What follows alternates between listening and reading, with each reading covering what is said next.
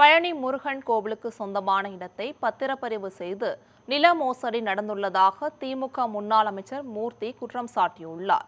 மதுரையில் செய்தியாளர்களிடம் பேசிய அவர், பத்திரப்பதிவில் மோசடி செய்தவர்கள் மீது உரிய நடவடிக்கை எடுக்க வேண்டும் எனவும் வலியுறுத்தினார். பழனி முருகன் பாலாயுத தண்டாதிபதியினுடைய அறநிலைத்துறைக்கு சொந்தமான இடத்தை பதிவுத்துறையின் மூலமாக நில மோசடி நடந்துள்ளது.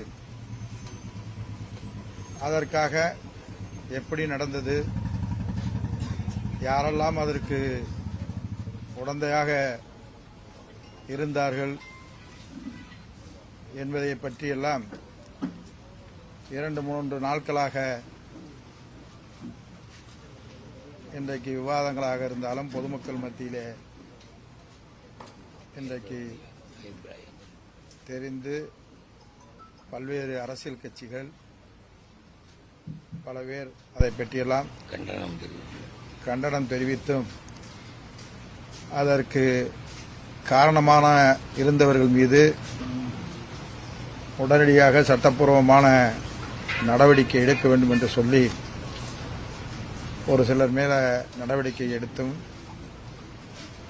அது எப்படி நடந்தது என்பதனையெல்லாம் இங்கே சொல்லிக் கொண்டிருக்கிறார்.